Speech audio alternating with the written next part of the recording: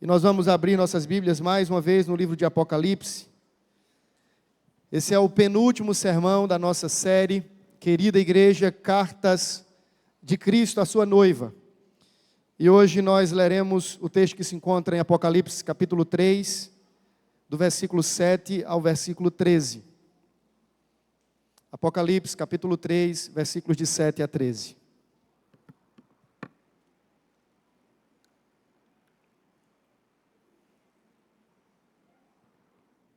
Antes de ler o texto, deixe-me lhe fazer uma pergunta. Ela é retórica, mas eu quero que você reflita um pouquinho sobre ela. Como é que nós medimos o sucesso de uma igreja? Como é que você mede o sucesso de uma determinada igreja? Quando você bate o olho, faz uma avaliação superficial ou criteriosa, quais dados você inventariaria, na verdade, a ideia de inventariar. Quais dados você tomaria como base para dizer assim, essa igreja é uma igreja de sucesso, uma igreja bem-sucedida ou não? Eu acho que em tempos como os nossos, falar sobre sucesso de uma determinada igreja ou de um ministério específico é algo bem complexo, porque me parece que sucesso está muito relacionado à projeção. Então, o quanto essa igreja e esse ministério tem em termos de projeção? Qual é o tamanho do canal do YouTube dessa determinada igreja? Qual é o nível de engajamento das pessoas nas redes sociais dessa igreja? Me parece, então, que sucesso está sendo medido em termos de projeção, ou, no mínimo, de personalismo. Depende do quanto o pastor daquela igreja é alguém celebrizado, afamado, conhecido ou reconhecido nas grandes mídias. Só que quando a gente olha para a Bíblia, a gente percebe que sucesso, do ponto de vista de Jesus, é medido em termos de fidelidade. Uma igreja verdadeiramente bem-sucedida, à luz da avaliação de Cristo, é uma igreja verdadeiramente fiel. Me parece que a carta de Cristo à Filadélfia foi deixada aqui para nós exatamente para nos ensinar essa verdade. O sucesso de uma determinada igreja não é medido pela sua projeção, não é medida pelas figuras e os líderes carismáticos e pelas personalidades grandes e midiáticas que ela tem, mas o sucesso de uma igreja, conforme a ótica de Jesus, é medido em termos de fidelidade. Filadélfia é considerada uma igreja fiel e, portanto, poderíamos dizer que é uma igreja modelo. Filadélfia e Esmirna são as duas igrejas, as únicas duas das 7 para quem Jesus remete uma carta que ele não faz nenhum tipo de exortação ou acusação em relação a algum pecado. A carta de Cristo à Filadélfia nos foi entregue, nos foi deixada aqui para dizer que uma igreja de sucesso é uma igreja fiel. Mesmo que ela seja pequena, aparentemente fraca e frágil aos olhos do mundo. Se essa igreja é fiel, ela pode ser considerada por Cristo uma igreja bem-sucedida. Veja o que o Senhor Jesus disse por meio de João àquela igreja. Ao anjo da igreja em Filadélfia, escreve: estas coisas diz o santo, o verdadeiro, aquele que tem a chave de Davi, que abre e ninguém fechará, e que fecha e ninguém abrirá. Conheço as tuas obras. Eis que tenho posto diante de ti uma porta aberta, a qual ninguém pode fechar. Que tens pouca força, entretanto guardaste a minha palavra, e não negaste o meu nome. Eis farei que alguns dos que são da sinagoga de Satanás, desses que a si mesmos se declaram judeus e não são, mas mentem, eis que os farei vir e prostrar-se aos teus pés e conhecer que eu te amei. Porque guardaste a palavra da minha perseverança, também eu te guardarei da hora da provação que há de vir sobre o mundo inteiro, para experimentar os que habitam sobre a terra. Venho sem demora, conserva o que tens, para que ninguém tome a tua coroa. Ao vencedor, faloei coluna no santuário do meu Deus, e daí jamais sairá. Gravarei também sobre ele o meu nome, o nome do meu Deus, o nome da cidade do meu Deus, a nova Jerusalém que desce do céu, vinda da parte do meu Deus e o meu novo nome. Quem tem ouvidos, ouça o que o Espírito diz às igrejas. Vamos orar mais uma vez. Pai querido, nós estamos diante da Tua palavra. Ela é fiel e verdadeira e digna de toda aceitação. Pai, toma cativo os nossos pensamentos, a nossa mente, para que possamos discernir todas as coisas com a mente de Cristo. Oramos, ó Deus, para que toda distração à Tua palavra, que seja desde já pelo Senhor, suprimida pela Tua presença. Oramos, ó Deus, em nome de Jesus, para que o Senhor nos faça ver a beleza do Evangelho e a beleza de Cristo no texto que nós lemos. E que saiamos daqui mais maravilhados com o Senhor, com a sua glória e com o seu Filho bendito Jesus. Oramos, ó Deus, para que ao final deste culto, sejamos ainda mais encorajados, saiamos daqui ainda mais encorajados a uma vida de fidelidade ao Senhor. É a nossa oração em nome de Jesus. Amém. Amém.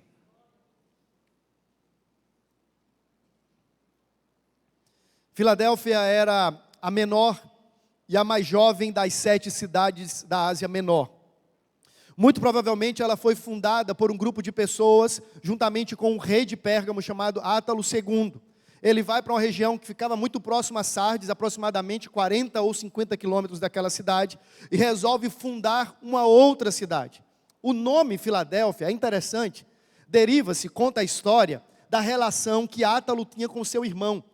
Ele era tão ligado com o irmão já falecido, inclusive, que ele resolve denominar aquela nova cidade de Filadélfia, ou Filadélfia, que é uma junção de duas palavras, filós ou filos e adelphos, que significa amor de irmão, ou amor fraterno.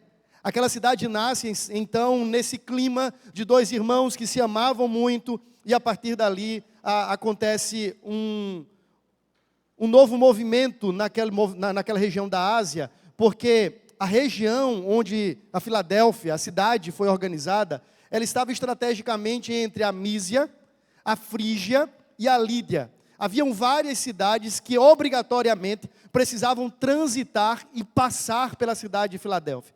Então aquela cidade pequena e até certo ponto acanhada se tornou grande porque era uma grande rota comercial. Alguns chamavam a cidade de Filadélfia de Porta do Oriente, ou Portal do Oriente. Essa cidade também era muito importante para o Império Romano e para o imperador, porque era a partir dali que as coisas chegavam e saíam também da cidade de Roma. Então, era uma cidade comum, mas uma cidade grandiosa do ponto de vista da sua economia e da sua estratégia geográfica. Além disso, a cidade de Filadélfia era conhecida por causa da sua acentuada religiosidade. Havia naquela cidade um panteão de deuses, à semelhança de outras cidades da Ásia, o que era comum por causa do helenismo. Você deve lembrar que mesmo o império àquela época, o império dominante, seu império romano, a cultura prevalecente era a cultura grega. Então, mesmo depois que os gregos perderam o seu espaço de dominação do ponto de vista bélico, militar, eles continuaram tendo o maior nível de influência cultural. Então, os deuses daquela cidade eram os deuses gregos, dentre os quais estava um, que era o grande padroeiro da Filadélfia, que era um deus chamado Dionísio ou Baco. Você já deve ter ouvido falar sobre isso na mitologia, e Dionísio era o deus do vinho. Baco é de onde vem o termo bacanal, no sentido de orgia. E aquela cidade, então, marcada por uma religiosidade acentuada, era também uma cidade marcada pela promiscuidade. O solo daquela cidade era vulcânico e muito propício para a fabricação, o plantio de vinhas. Então, aquela cidade produzia muita uva e, consequentemente, muito vinho. E você sabe o que dá no mundo pagão, onde tem muito vinho e onde o padroeiro daquela cidade era o deus do vinho. As pessoas comumente celebravam as suas festas por meio de bebedices, então elas ficavam embriagadas e aquilo terminava, via em regra, na própria prática da orgia. No próprio culto ao deus Dionísio, havia uma prática também de se embebedarem e praticar atos sexuais ilícitos. Era esse o contexto de Filadélfia. Uma cidade pequena, muito religiosa e, ao mesmo tempo, muito promíscua. Isso é intrigante, né? Mas acontece também em nosso país de igual forma. Cidades que são muito religiosas e, ao mesmo tempo, muito promíscuas. Cidades que têm grandes padroeiros e têm um turismo religioso enorme, mas, em contrapartida, você tem um nível acentuado de promiscuidade e de pecado. Era essa, portanto, a realidade de Filadélfia. Além disso, havia uma grande comunidade judaica. Flávio Josefo foi um historiador que disse que mais ou menos 2.000 judeus foram deportados para Filadélfia, na reconstrução daquela cidade. Até porque a cidade, por estar numa região vulcânica, vez por outra haviam grandes terremotos, as casas caíam e a cidade precisava ser reconstruída. Numa dessas reconstruções, já um pouco mais à frente, na pessoa de Tibério, diz que ele reconstruiu a cidade e mandou para lá uma reca de judeus. Eles organizaram uma grande sinagoga, e essa sinagoga é mencionada inclusive por Jesus na carta, chamada de sinagoga de Satanás. Aqueles que se diziam judeus, filhos de Deus, mas verdadeiramente não eram, estavam a serviço do reino das trevas. Era essa a cidade de Filadélfia. Mas havia naquela cidade uma igreja. E essa igreja era uma igreja pequena. Não se tratava de uma igreja popular, afamada, como outras, né? Conheço a tua fama, como por exemplo a igreja de Sardes. Você não ouve dizer muita coisa sobre a igreja de Filadélfia, senão que ela era uma igreja perseverante e fiel. Havia uma igreja pequena, do ponto de vista dos olhos humanos, mas uma igreja grande na avaliação de Cristo Jesus. Apesar desta igreja, irmãos, não sofrer nenhuma advertência da parte de Jesus, como outras igrejas receberam, a gente precisa partir de uma premissa, de um pressuposto básico, que se tratava de uma igreja imperfeita. A igreja de Filadélfia não está ali para dizer assim: olhem, é possível sermos perfeitos enquanto peregrinos e caminhantes nesta vida, servindo ao Cordeiro como sua igreja. Não, não está ali para isso. A carta de Cristo à Filadélfia não está para vitrinizar uma igreja perfeita, sem defeito, sem atropelos, sem pecados. Filadélfia era uma igreja composta de gente como a gente. Certamente com os seus defeitos peculiares, com as suas crises, idiosincrasias. Filadélfia era uma igreja de gente que fora transformado pela graça do Evangelho, mas que continuava ainda experimentando os efeitos da queda e do pecado. Nós não podemos reputar a esta igreja perfeição. Como não podemos também fazer isso com a igreja chamada primitiva. Geralmente a gente coloca essas igrejas no pedestal, como se elas fossem igrejas perfeitas. Entenda, meu irmão, apesar de Cristo não fazer qualquer advertência, aquela igreja, a igreja de Filadélfia, tratava-se ainda de uma igreja composta de pecadores, de ex-condenados, libertos em Cristo Jesus. Isso é interessante, porque nos faz pensar sobre a nossa igreja. Por mais que uma igreja seja saudável, viva, operosa, pujante na sua espiritualidade, ainda é uma igreja imperfeita. Por mais que Cristo não tenha severas advertências a nosso respeito, nós ainda somos uma igreja de pecadores. Entender isso é importante, porque nos coloca numa posição de dependentes da graça. Vocês vão perceber na próxima semana que a igreja de Laodiceia tinha uma marca, que era a soberba espiritual. Aquela igreja dizia assim: nós não precisamos de nada e nem de ninguém. Nós somos ricos. O Senhor diz assim: vocês são pobres. Nós enxergamos todas as coisas com clareza. E Jesus diz assim: vocês são cegos. Eles dizem assim: nós nos vestimos com tanta pompa. Jesus diz: vocês estão nus. Quanto à igreja de Filadélfia, ela era uma igreja imperfeita, mas era uma igreja que perseverava em ser fiel. Alguns crentes, eu costumava fazer isso quando era pastor ainda no interior de Pernambuco, quando eu tinha a oportunidade de conversar com as pessoas que estavam na caminhada da membresia, da nova membresia, E eu perguntava assim, você, é isso mesmo que você deseja? Você sabe onde é que você está chegando? Essa é uma comunidade de pecadores. E aqui há uma probabilidade de você ser ferido, mas também de você ferir. Aqui é um lugar onde nós nos amamos, mas também, ora, nos mordemos. Aqui é um lugar em que nós nos aplaudimos e outras vezes concorremos um com o outro em nome de uma competição religiosa. É importante dizer isso, para não criarmos uma imagem falsa e nem vendermos uma imagem falsa acerca da igreja militante. A igreja militante, por mais santa e fiel que seja em Cristo, ainda é formada de pecadores. Por isso, meu irmão, se você está na igreja 12 de agosto, eu queria lhe dar essa triste notícia. Você não está numa igreja perfeita. E eu quero ainda enfatizar isso, dizendo que daqui a 10 anos, 20, 30, 40 ou 50, até que Jesus venha, nós não seremos uma igreja perfeita. E eu queria dizer ainda além, nós só temos lugar para uma pessoa perfeita aqui, e é Jesus. Se você é perfeito demais, meu irmão, pelo amor de Deus, não se torne membro dessa igreja. Nós vamos acabar com a sua perfeição, porque nós somos uma comunidade de pecadores, santos, salvos, regenerados, que perseveram a fidelidade em Cristo, mas ainda pecadores.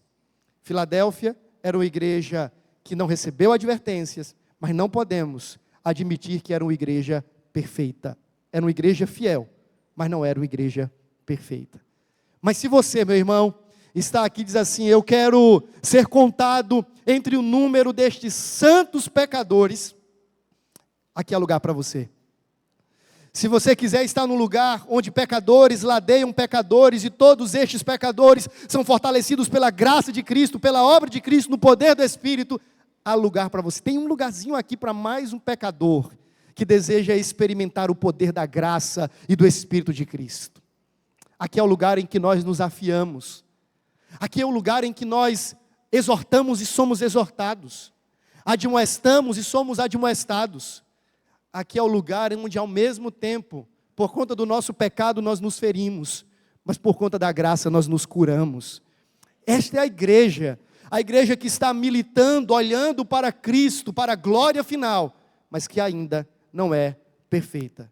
Se você então quiser fazer parte de uma igreja que deseja ser fiel, que persegue a fidelidade, que deseja amar a Jesus com todas as suas forças, mas sabe que não depende de si mesma, há lugar para você aqui.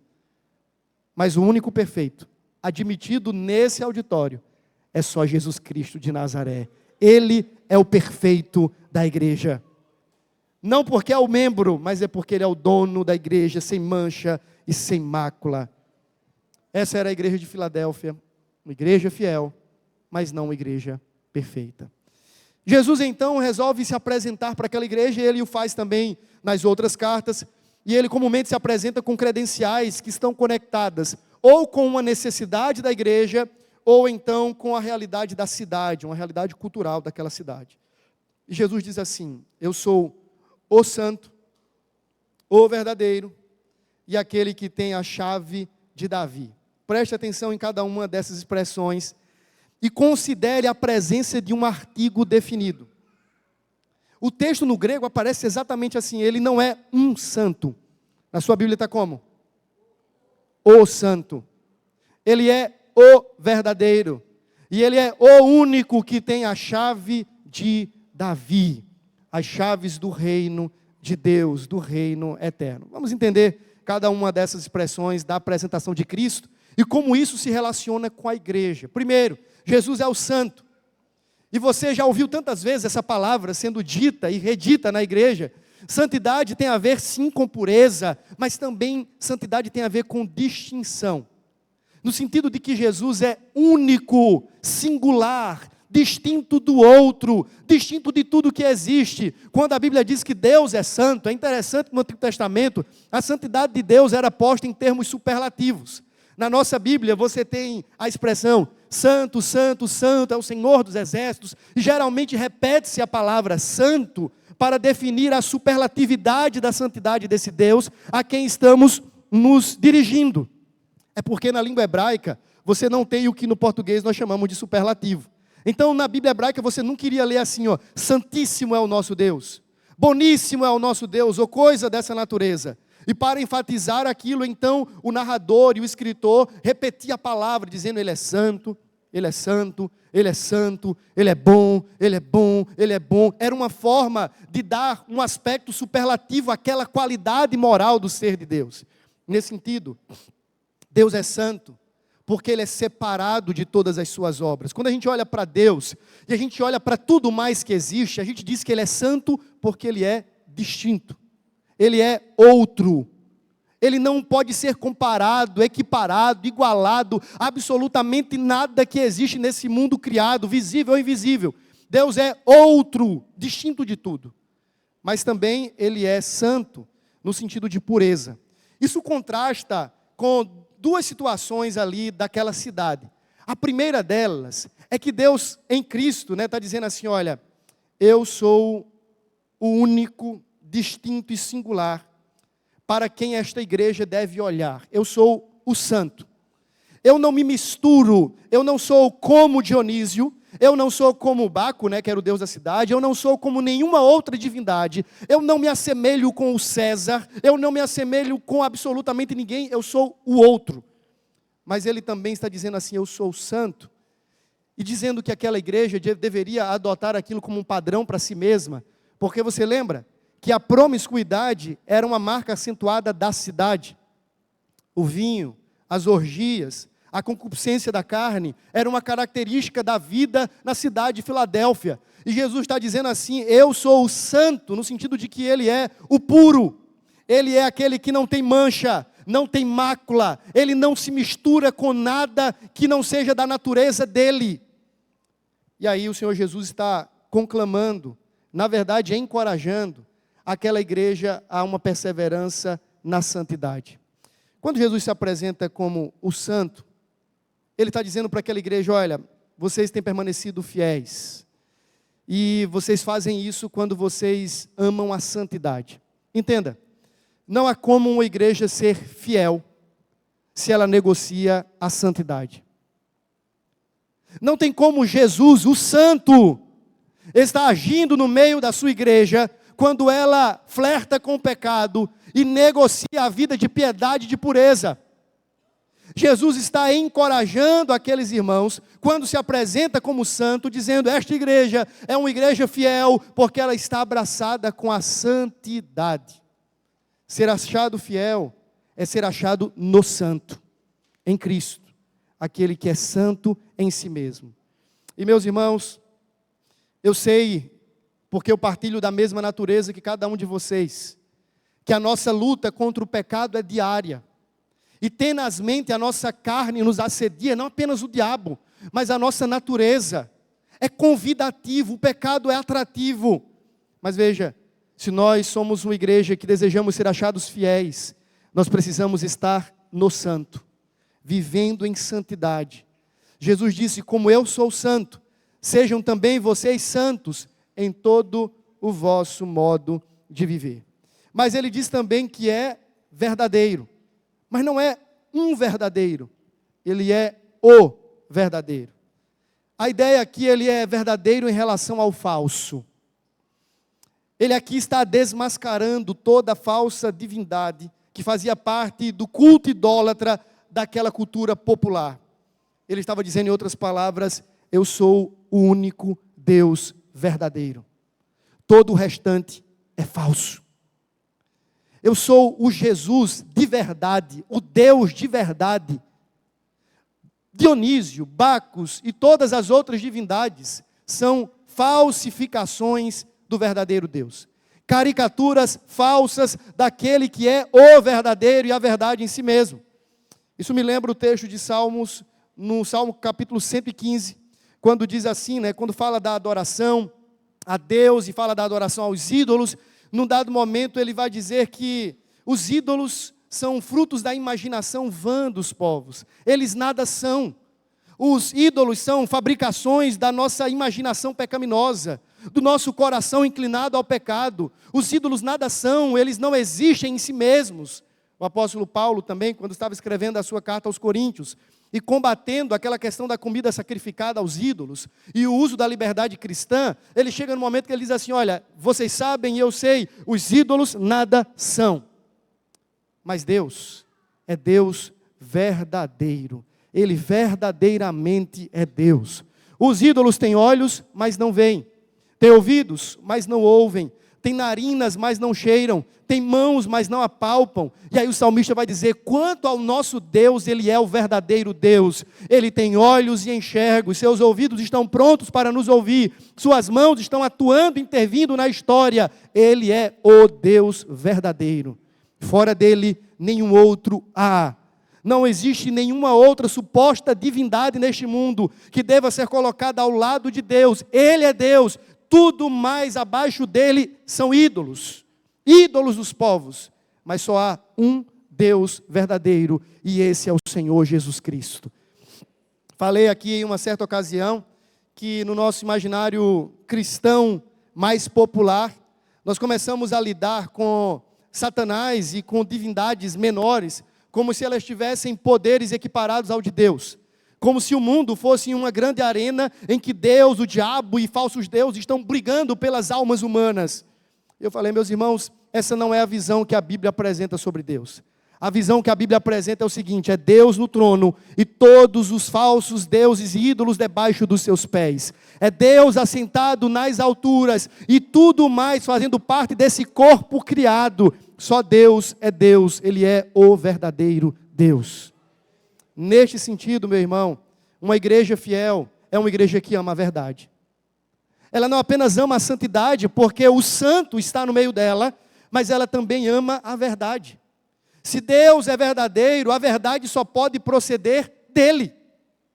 Uma igreja que deve ser e que deseja ser achada fiel, é uma igreja que é amante da verdade do Deus verdadeiro. Ela ama a palavra, ela ama conhecer este Deus verdadeiro e não abre mão disso absolutamente por nada.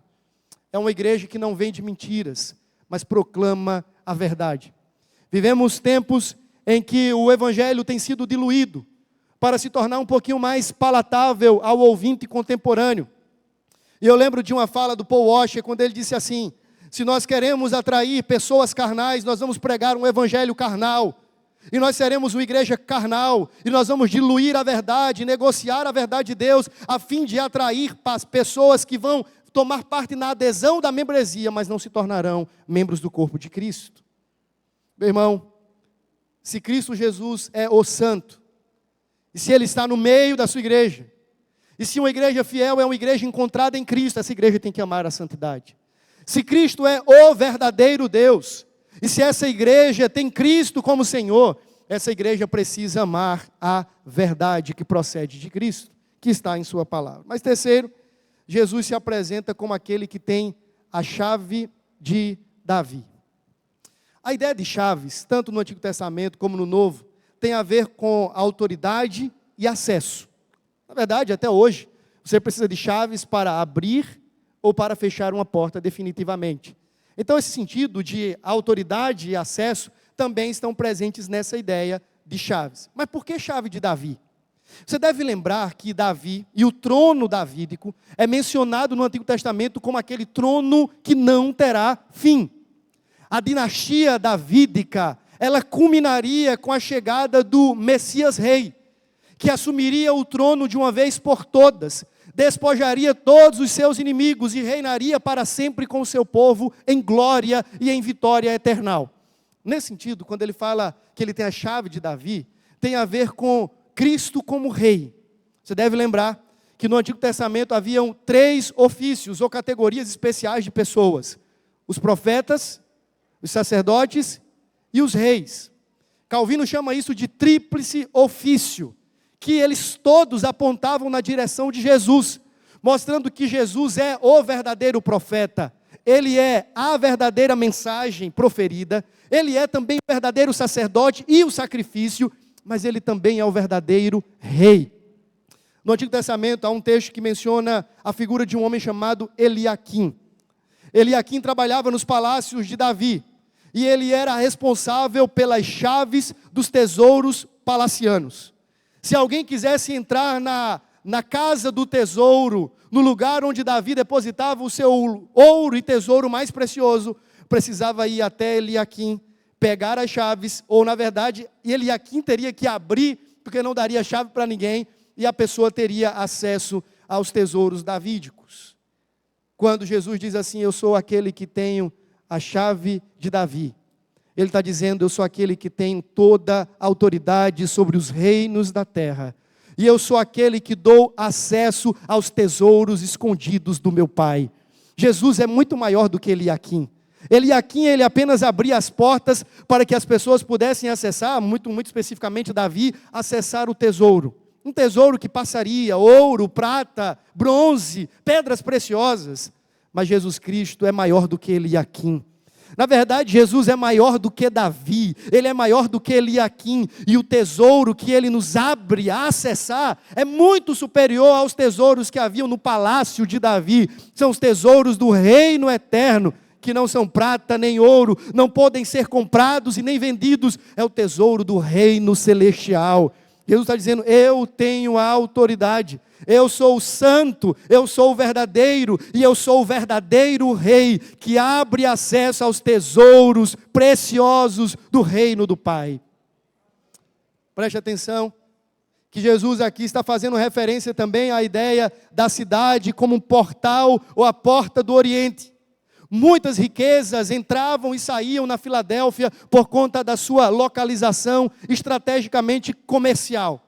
Jesus está dizendo assim, do mesmo jeito que por Filadélfia passam tesouros, ouros, grandes cargas de mercadorias.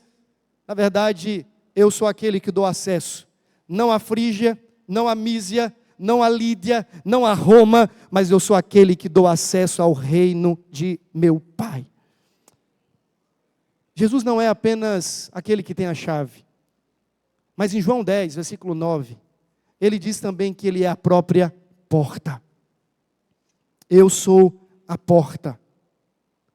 Aquele que desejar tomar parte nos pastos verdejantes do bom pastor, precisa passar por mim. Eu sou a porta das ovelhas. Ele não apenas é o detentor das chaves, mas ele é a própria porta. Ouça-me agora, meu querido, talvez você está aqui e dizendo assim, eu fui convidado a estar nesse lugar essa noite, e eu entrei por essas portas, e tomei parte nessa reunião, mas eu não estou entendendo muito bem o que está acontecendo, não faz muito sentido para mim. Eu queria dizer que o mais importante não é você ter cruzado as portas deste espaço. Nada mudará na sua vida e na sua história, se você não cruzar as portas eternas por meio de Cristo. Se você não vier a Cristo, não passar por Cristo, não obter de Cristo acesso à presença de Deus, pouco importa se você tem acesso a uma igreja. Essas portas aqui não são as portas que nos conduz ao reino celestial. As portas são abertas em Cristo. Ele é aquele que abriu e abre para nós um novo e vivo caminho, para que possamos acessar a presença de Deus. Se você ainda não passou por Cristo, se você não teve essa experiência de entrar pela porta estreita, se você não tomou parte na porta da salvação, você é alguém que ainda é contado entre aqueles que estão fora. E o livro de Apocalipse é interessante porque ele termina dizendo assim, e fora ficarão os cães, os idólatras, os feiticeiros, os homicidas e assim por diante. Fora de onde? Fora da santa cidade que descia dos céus, ataviada como noiva. Se você então deseja tomar parte no reino de Deus, só há um acesso, só há um caminho, e ele se chama Jesus Cristo. Jesus falou em certa ocasião, eu sou o caminho, eu sou a verdade, eu sou a vida, e ninguém pode vir ao Pai senão por mim. Eu sou o bom pastor, e eu sou a porta do aprisco, eu sou a porta das ovelhas. Aquele que passa por mim encontra pastagem, segurança para a sua alma. Mas fora de Cristo, fora desta porta que Ele abre nele mesmo, na sua obra, meu querido, você está perdido e você está fora. Devo lembrar ainda de um outro texto que fala de portas fechadas e abertas. Era uma noite, já perto da madrugada, Jesus conta a parábola de virgens nécias e virgens sábias ou prudentes. Ele diz que aquelas noivinhas estavam aguardando a chegada do noivo. E ele se demora. E depois, aquele azeite das imprudentes, talvez levando para algumas horas poucas, alguns minutos, começa a esgotar-se. E eles vão perdendo o azeite, e logo vão perdendo a luz, vão perdendo o fogo, vão perdendo o calor. Diz a palavra que a luz acaba, e elas correm para as outras virgens que eram prudentes e que tinham trazido azeite em abundância. E diz que elas negam esse azeite excedente. E elas saem, tentando encontrar algum lugar onde comprar azeite novo para reacenderem as candeias. Acontece que quando isso acontece, já é tarde. O noivo chega. As tolas são pegas de surpresa e quando elas retornam, as virgens prudentes já haviam entrado na festa, no gozo do Senhor. Eles vão à porta, batem a porta e tentam entrar. E a palavra de Deus diz que foi-lhe dito: vocês agora não podem mais acessar esta festa. Não conheço vocês. Apartai-vos de mim, todos aqueles que não conheço. Do lado de dentro, então houve grande festa e grande alegria, mas do lado de fora houve choro e terror. Essa é a realidade, meu irmão. Aquela igreja era uma igreja que tinha portas abertas, porque era uma igreja que havia acessado o reino de Deus por meio de Cristo Jesus.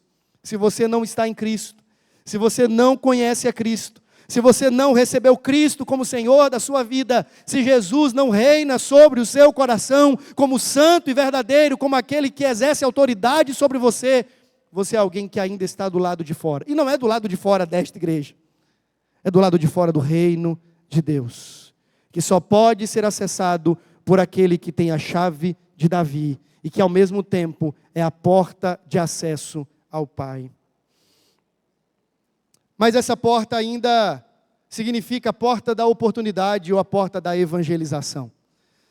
O Senhor Jesus disse que fez da igreja de Filadélfia uma igreja com portas abertas, ou que ele abriu portas para aquela igreja. Que portas são essas? Se a gente lê os escritos de Paulo e também aquilo que Lucas registrou em Atos capítulo 16, a gente descobre que significa porta para a palavra. Havia uma porta sempre aberta para que aquela igreja, mesmo em meio ao sofrimento, continuasse anunciando a fé em Cristo Jesus. Meus irmãos, nós precisamos entender que mesmo nos dias mais sombrios, desafiadores, de intensa perseguição sobre a igreja, sempre haverá uma porta aberta. Aberta por Cristo e não pelos homens, para que o evangelho permaneça sendo pregado. Coisas extraordinárias têm acontecido no mundo, porque Jesus abriu uma porta para a sua igreja, que o inferno não pode fechar, que organizações humanas não podem fechar, que regimes de governos totalitários não podem fechar, porque foram portas abertas por Cristo, e a igreja é uma igreja que tem de Cristo, a porta da oportunidade e da evangelização, de ser uma testemunha viva, mesmo diante de intensa perseguição. Você vai na China, um país ainda com duras perseguições aos cristãos, aqueles que resolvem não ser cristãos aos moldes do governo, eles são perseguidos, são brutalmente presos e alguns até sentenciados à morte, clandestinamente mortos. Mas eu olho para a China e eu digo assim: Jesus abriu uma porta naquele país. Porque hoje, um dos grandes celeiros de envio de missionários para o mundo é a China. Os homens fecharam as portas, o governo fechou a porta, muitos chineses fecharam as portas, mas Jesus abriu uma porta e o evangelho continua prosperando no mundo. Meu irmão, isso revela que a igreja de Cristo, a igreja fiel, sempre terá uma porta aberta e o evangelho há de crescer, prosperar e progredir nesse mundo, porque foi Cristo quem abriu essa porta. Alguns olham e veem tantos desafios para o avanço do evangelho. Eu estava em casa essa semana e assistindo um programa específico de uma tribo com uma língua absolutamente difícil, a rejeição humana, e eu digo assim, meu irmão, não obstante os obstáculos que se colocam diante da igreja, a igreja fiel sempre terá diante de si uma porta aberta para proclamar Cristo como Senhor. No seu trabalho, às vezes você tem tantas portas fechadas, você diz assim, pastor, não sei como pregar, não tenho oportunidades. Eu queria dizer, meu irmão, se você for achado fiel em Cristo, você tem diante de si uma porta aberta. Peça ao Senhor que abra os seus olhos para identificar essas portas e faça bom uso dela. Paulo diz assim, Senhor, ele pede oração para que Deus lhe abrisse a porta, e abrisse a porta do entendimento das pessoas, para que ele a tempo e fora de tempo proclamasse a Cristo. Meu irmão, portas estão abertas e têm sido abertas nesta cidade, na sua faculdade, na sua universidade, na sua escola, na sua vizinhança, porque diante de um crente fiel, há sempre uma porta aberta. Diante de uma igreja fiel, haverão sempre portas abertas de oportunidades para declararmos que Jesus é o Senhor. Isso lembra a verdade de que as portas que não se fecham são as portas da igreja. Já as portas do inferno, com toda a sua resistência, elas serão confrontadas com o avanço de uma igreja que por portas abertas proclama Cristo. E a Bíblia diz que as portas do inferno não prevalecerão contra a igreja de Cristo. Jesus nos abriu uma porta, irmãos. Eu fico pensando, nós estamos na terceira capital menos evangélica do Brasil. No segundo estado menos evangelizado do Nordeste. E eu preciso crer que o Senhor nos tem aberto muitas portas. A pergunta é se nós temos sido achados fiéis. Existem muitas portas abertas em tantas cidades desse estado, para que uma igreja fiel entre e prospere em seu trabalho, porque aquela porta foi Cristo que abriu. A igreja de Filadélfia foi uma igreja para quem Cristo abriu portas. Mas aí, então Jesus faz um elogio a essa igreja. Ele diz assim, eu conheço as tuas obras. Eis que eu tenho posto diante de ti uma porta aberta, a qual ninguém pode fechar. Você tem pouca força. E aí o elogio é, entretanto, guardaste a minha palavra e não negaste o meu nome. Deixa eu abrir mais um parênteses aqui. Quando a gente olha as cartas anteriores, o conheço as tuas obras, é sempre motivo para a gente estremecer. Porque mostra que Jesus conhece as deficiências, os pecados, os defeitos, as coisas encobertas, ocultas e escondidas. Quando Jesus diz assim, conheço as tuas obras, a gente deveria tremer. Porque Ele sabe exatamente o que somos e o que não somos, o que fazemos e o que deixamos de fazer. Só que aqui, o conheço as tuas obras é reconfortante e encorajador. Aquela igreja fiel, sofrida, uma igreja que labutava pela fé, em perseverança diante da perseguição, ao ouvir de Cristo, conheço as tuas obras. Penso eu que essas palavras foram motivo de profundo contento e de alegria e reconforto na alma daqueles irmãos. Fico imaginando, meus irmãos, o quanto é duro ser fiel. E se não fosse a graça de Jesus e o poder do Espírito que em nós opera, nós não teríamos condições de fazer isso. E é duro ser fiel a Cristo no trabalho, eu sei. É duro ser fiel a Cristo na família, eu sei.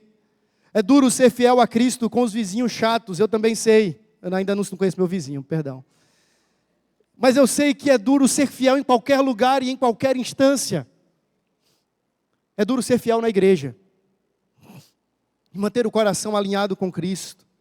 Mesmo diante de acusações, reprovações. Mas quando a gente ouve aqueles fiéis que ouvem de Cristo essas palavras assim, eu conheço as tuas obras, isso deveria alegrar o seu coração. Sabe por quê? Porque a fidelidade nem sempre é vista pelos homens. Você está sendo fiel no seu ministério, na vocação que o Senhor lhe confiou. Às vezes um grupo pequeno, sendo poucos, sendo fiel no seu trabalho há tantos anos. E você diz assim, ninguém está percebendo, ninguém está vendo o quanto eu estou ganhando com isso. Mas eu queria que você soubesse que o Cristo te vê. As suas boas obras, suas virtudes espirituais, sua fidelidade provada diante do sofrimento e da dor, sua lealdade em meio à perseguição, Jesus vê. Quando você não negocia a palavra e prefere sofrer prejuízos no seu ambiente onde você está plantado, Ele vê. Ele conhece as nossas obras. Por isso, querido cristão, se você está se sentindo desanimado, porque o pastor da igreja não conhece as suas obras, porque o conselho não conhece as suas obras, porque os irmãos desta igreja não conhecem as suas obras, e ninguém tira a mão do bolso para te elogiar, para te aplaudir, e ninguém ergue a voz para te elogiar, eu queria que você fosse encorajado pelas palavras de Cristo, quando Ele diz: eu conheço as tuas obras, eu conheço a tua fidelidade, eu conheço o teu amor, eu conheço a tua labuta, eu conheço o teu zelo, eu conheço o teu apego à verdade, eu conheço. E louvado seja Deus, porque melhor do que ser conhecido pelos homens, é ser conhecido por Cristo. Ele nos conhece. Ele diz: você tem pouca força, mas guardou a minha palavra. Meus irmãos, aqui existem dois elementos que estão em voga. O elemento da perseverança em relação à fé, ao nome de Cristo, e a fidelidade em guardar a palavra. Esses dois elementos, eles reaparecem no texto. Perseverança e fidelidade em guardar a palavra. Você guardou a palavra, você guardou o meu nome. Você perseverou no meio do sofrimento em meu nome, e você guardou a minha palavra. Aquela foi uma igreja que não cedeu às pressões culturais. Aqueles irmãos não fizeram concessões ao pecado. Não recuaram diante da perseguição, mas perseveraram em o nome de Cristo e em guardar a sua palavra. Perseverança e fidelidade é o que o Senhor espera da sua igreja. Meus irmãos, se Jesus hoje avaliasse a igreja 12, vamos imaginar agora que nós estamos sendo radiografados por Jesus. E Ele está passando os seus olhos em nossos corações. E visitando cada uma dessas fileiras.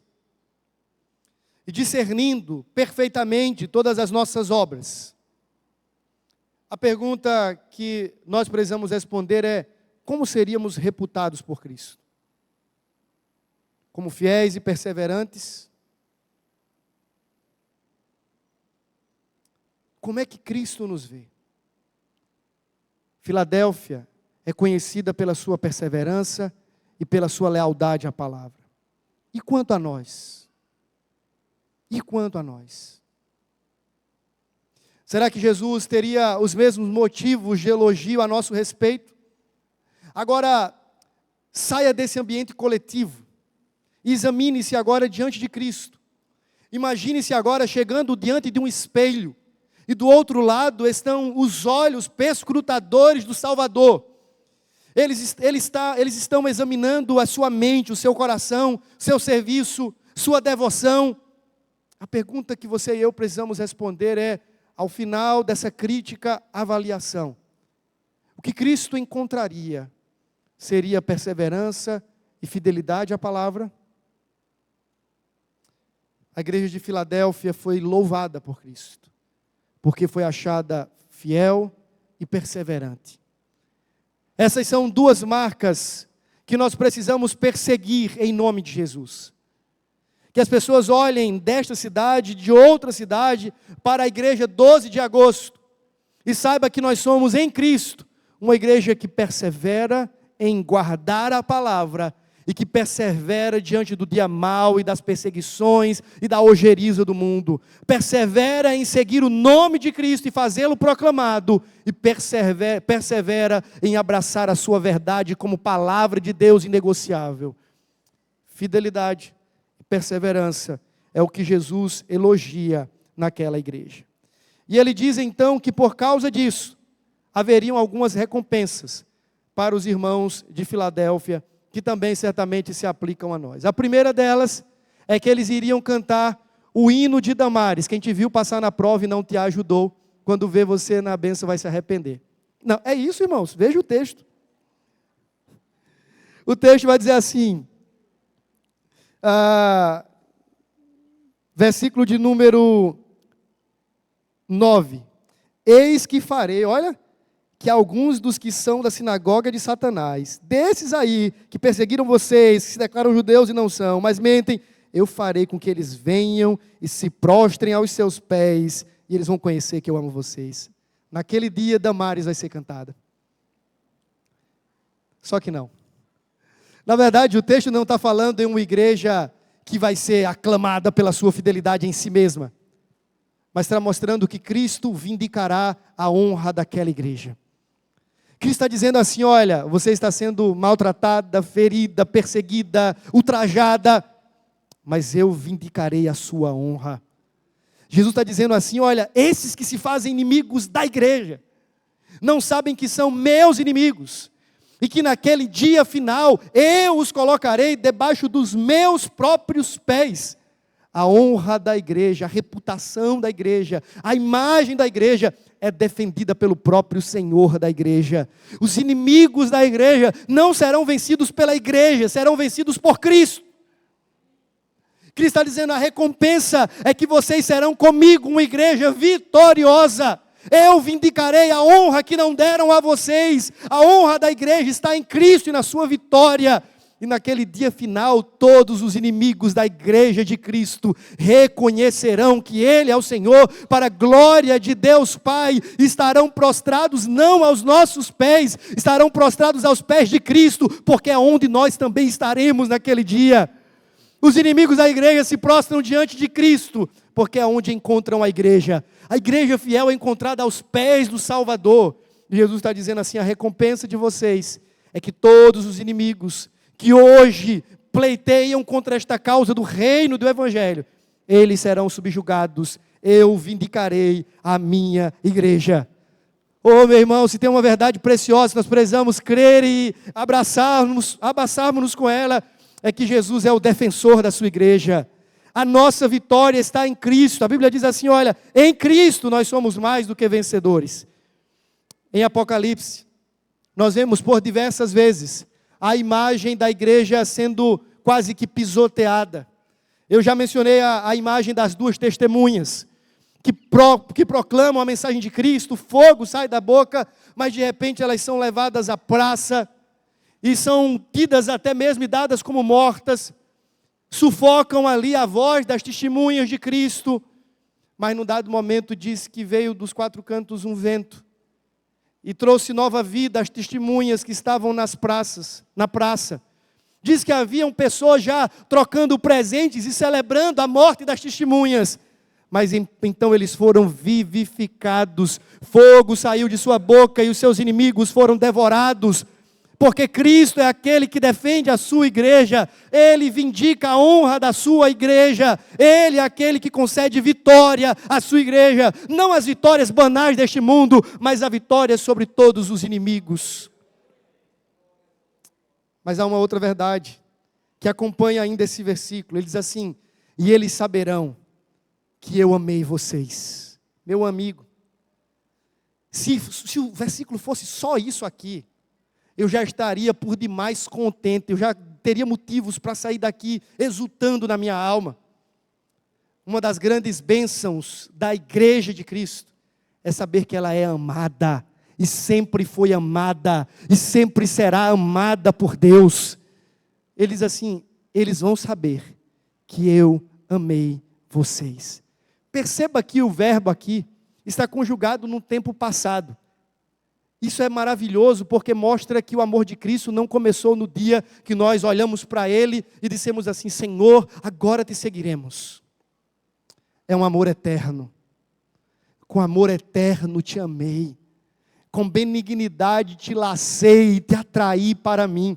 Não que o tenhamos amado, mas que Ele nos amou primeiro e enviou Jesus para ser propiciação pelos nossos pecados. Uma das grandes bênçãos de ser igreja de Cristo é que nós somos alvos do seu amor. Nós somos amados. Meu irmão, se o mundo nos desprezar, nos rejeitar, pouco importa, nós temos amor pleno em Cristo Jesus. Se você se sente alguém de canto, de recanto, ninguém te vê, ninguém te olha, eu quero em nome de Jesus que você saia daqui nessa noite lembrado pela palavra que você é amado, que você é amada de Deus por meio de Cristo Jesus. Talvez você olhe no espelho e nem mesmo você se ama, mas nessa noite ouça a palavra de Deus dizendo ao seu coração: eu te amei, Ele nos amou. Essa é a segurança que temos no meio de toda provação, no meio dos tufões que se levantam neste mundo contra nós. Nós ainda somos o povo a quem Ele ama. Somos amados, amados pelo Senhor. Aquela cidade era marcada pelo amor fraterno, 2 irmãos, filadelfos. Mas Jesus está dizendo assim: olha, deixa eu dizer uma coisa para vocês. Mais do que aqueles 2 irmãos se amaram, eu amei vocês. Mais do que qualquer pessoa pode amar outra, eu amei vocês. Mesmo que o mundo odeie vocês, eu ainda assim continuo amando vocês.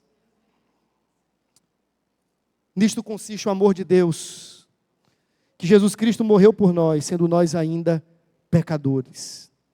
O justo pelos injustos. Deus amou o mundo de uma maneira tão grande, que Ele entregou o seu Filho unigênito para que todo aquele que nele crê não seja condenado, mas tenha a vida eterna. Se você está em Cristo, meu amigo, meu irmão, saiba, você é amado. Então quando você chegar em casa, se olhe no espelho e diga assim: ei, você é amado por Jesus. Isso não é jargão, é Jesus dizendo para aquela igreja, odiada e provada: eu amei vocês. E o mundo inteiro saberá isso. Os inimigos da igreja saberão disso. Eu os amei. Mas ainda há uma terceira e última recompensa. Diz o texto que aquela igreja será protegida e preservada no meio da tribulação. Porque guardaste a palavra da minha perseverança, também eu te guardarei da hora da provação, que há de vir sobre o mundo inteiro para experimentar os que habitam sobre a terra. Muitos falam e usam esse versículo para falar de um milênio pré-tribulacionista. Você já deve ter ouvido falar essas discussões escatológicas, de que a igreja vai ser arrebatada antes da grande tribulação. Então a igreja vai ser poupada do sofrimento, dos danos e das dores. Então Cristo virá, reinará por 1000 anos, e depois a igreja, Ele reinará eternamente com toda a sua igreja. Mas na verdade o sentido do texto não é esse. A ideia é que a igreja seria guardada e protegida, não é da provação, no sentido de que eles não sofreriam, até porque eles já estavam sofrendo. E até hoje a igreja de Cristo continua sofrendo. Na verdade, irmãos, a causa do sofrimento da igreja está exatamente no fato dela ser fiel. No dia que a igreja deixar de ser fiel, de amar a Jesus, de pregar a palavra com fidelidade, ela será uma igreja neutra. Veja, não faz diferença nenhuma, como a igreja de Sardes, tem nome, tem reputação, tem fama, tem notoriedade, mas não tem expressividade nem relevância, tem aparência, mas não tem essência. Mas no dia que a igreja e o crente resolvem ser fiel, no dia que o crente diz assim: olha, eu vou seguir a Cristo, custe o que custar, abraçar-me com a sua palavra, amar a sua palavra, a tempo e fora de tempo, nesse dia, essa igreja e esse cristão abre a sua sanção, a sua temporada de caça, e ele começa a ser perseguido porque é fiel. Ninguém que é infiel sofre dano ou perseguição. José não foi perseguido no reino e na casa de Potifar porque foi infiel. Ele foi perseguido exatamente porque foi fiel e não se deitou com a mulher do seu patrão. Sadraque, Mesaque, Abednego, Daniel, os jovens que foram levados à Babilônia, eles não foram perseguidos, jogados em fornalhas e em covas com leões, porque eles eram negociadores da verdade, exatamente porque foram fiéis, eles foram torturados. Jesus não foi preso, assunto numa cruz, e foi cravado por ocasião dos nossos pecados, porque flertou com a política da boa vizinhança, da religiosidade judaica. Foi não. Foi porque ele foi fiel ao propósito de Deus, que para ele estava reservado uma cruz. É até estranho achar que a gente vai ser fiel e o mundo vai nos amar. É não, meu irmão. Você vai ser fiel e o mundo vai te odiar. Pouco importa isso, Jesus te ama. Ele nos amou. Mas a verdade é essa, fidelidade atrai perseguição. Fidelidade atrai hostilidade. Fidelidade atrai o ódio do império das trevas.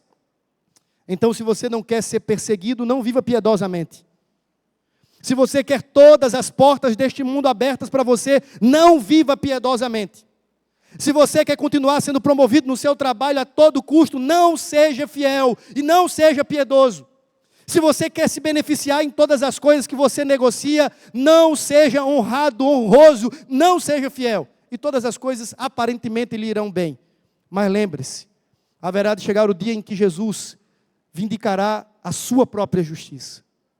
Mas se você quiser ser fiel, prepare-se para ser perseguido. Ele disse que haveria de vir uma perseguição sobre toda a terra.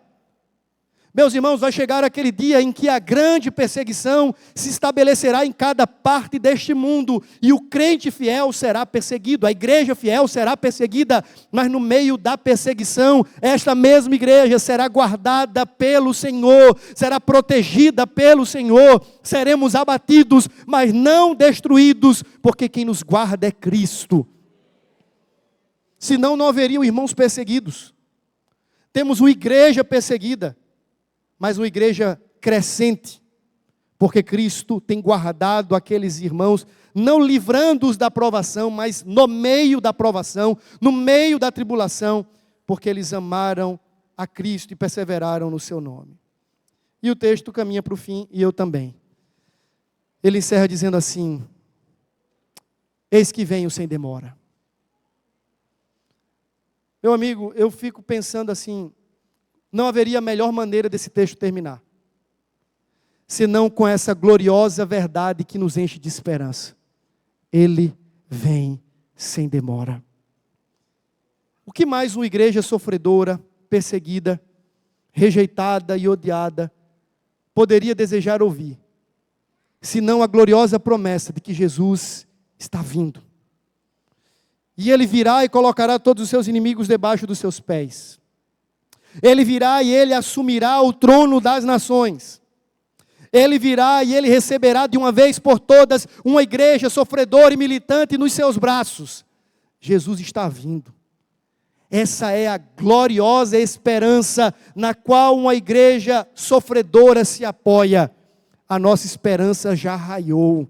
Cristo Jesus já despontou no horizonte, já podemos ver as primeiras frestas dos raios da luz do sol da justiça. Ele está vindo, meus irmãos. E quando Jesus vier, então nenhum dano mais nos sobrará, nos restará. O nosso defensor está vindo. Fico imaginando quando os irmãos mais novos, o irmãozinho maior e o menor, o irmão menor leva uma surra na escola e de repente o irmão maior vai lá e quando o brigão vê o irmão mais velho chegando, diz assim: chegou o defensor. E ele agora veio para assumir a conta que eu contraí com aquele pequeno. Fico imaginando, essa é a conta, Jesus está vindo. Ele está vindo. Eu não sei se isso lhe alegra.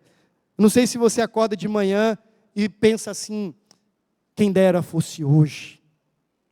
Quem dera fosse agora. Quem dera esse culto aqui não acabasse. E nós fôssemos arrebatados à presença gloriosa e eterna de Cristo. Quem dera quando o coral estiver cantando aqui, Cristo raie nos céus, os céus sejam enrolados como pergaminho, e então toda a terra se curve diante da sua presença. Quem dera, essa é a promessa mais gloriosa e cheia de esperança, na qual uma igreja fiel se apoia. Jesus Cristo virá, e nós estaremos com Ele pelos séculos dos séculos, amém. Essa é a verdade, meus irmãos, que nós não podemos abrir mão dela. Jesus vem, Pouco se tem falado sobre isso, igrejas não pregam mais sobre isso, pastores não pregam mais sobre isso. Estamos tão fincados nesta vida e neste mundo que nos esquecemos da gloriosa verdade que Jesus está vindo. Ele já saiu dos seus aposentos e está vindo ao encontro da sua igreja. Poderíamos talvez já ouvir o barulho dos seus pés vindo sobre os montes ao nosso encontro. Jesus virá, Maranata, ora vem Senhor Jesus. Uma igreja fiel é uma igreja desejosa por esse encontro triunfal com o seu Senhor. E naquele dia, depois de termos muito sofrido, ouviremos do nosso bom mestre: venha cá, servo bom e fiel, você foi fiel no pouco, sobre o muito te colocarei. E ele então pegará os nossos pés cansados e levantará os nossos pés e colocará bálsamo sobre eles, bálsamo sobre a nossa cabeça, bálsamo sobre os nossos lombos, dizendo: fosse fiel no pouco, sobre o muito te colocarei. Fosse fiel no pouco, sobre o muito te colocarei. Entra agora e toma parte no gozo do teu Senhor, que para você estava preparado desde antes da fundação do mundo.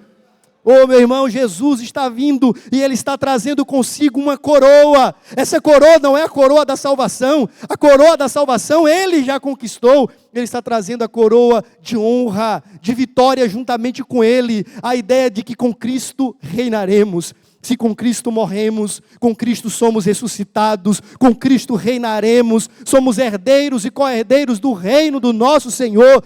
Estaremos ao seu lado, coroados com o grande rei, o Senhor Jesus Cristo. Mas ele encerra dizendo, e o coral já pode começar a vir: farei de vocês uma coluna. A cidade de Filadélfia havia sido destruída tantas vezes, erguida, reerguida, os muros eram feitos e refeitos, as colunas das casas existiam, deixavam de existir, mas Jesus diz assim: diferente desta cidade, eu farei de vocês uma coluna na cidade de Deus. Vocês permanecerão para sempre.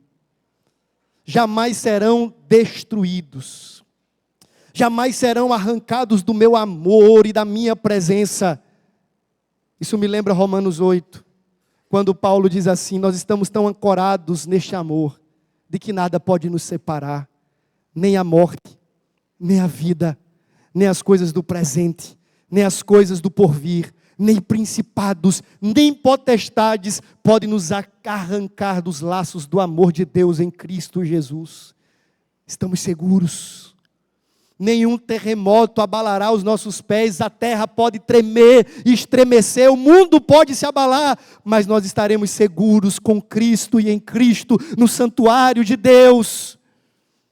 Meu querido irmão, no Salmo 125 há uma declaração de que aqueles que confiam no Senhor são como o monte de Sião, não se abalam, mas permanecem firmes para sempre. Uma igreja fiel é uma igreja que estará com Cristo para sempre, eternamente estará com Cristo. Se você então ouviu essa palavra, saiba que a fidelidade sempre teve um preço, mas também tem muitas recompensas. O preço da obediência a Cristo será sempre menor do que o preço da desobediência a Cristo. Ser fiel e obedecer pode nos colocar em situações muito difíceis, mas muito pior é o dano da infidelidade e da desobediência. Segundo, Deus está muito mais interessado na fidelidade do que no sucesso. Aquilo que nós representamos para os homens não é necessariamente o que mais importa para Deus e para Jesus. Melhor é sermos uma igreja fiel do que ser uma igreja da moda. Melhor é ser uma igreja fiel do que sermos a igrejinha popular. Melhor é sermos uma igreja fiel do que a igreja que tudo pode. Nós somos chamados à fidelidade. Mesmo em contextos e cenários difíceis e resistentes, Jesus terá sempre uma porta aberta para você e eu testemunharmos da sua graça. Lembre-se, você é cidadão do reino dos céus. Cristo deu a você um novo nome, uma nova história e com ele um novo destino. Nós somos colunas, com Deus, em Deus, na cidade de Deus. E ninguém nos arrancará dali. Portanto, meu irmão, permaneça fiel, persevere até o fim. E aquele que vem sem demora, virá, não tardará, está trazendo consigo a sua coroa. Conserve o que você tem, mantenha-se fiel. Vamos louvar ao Senhor?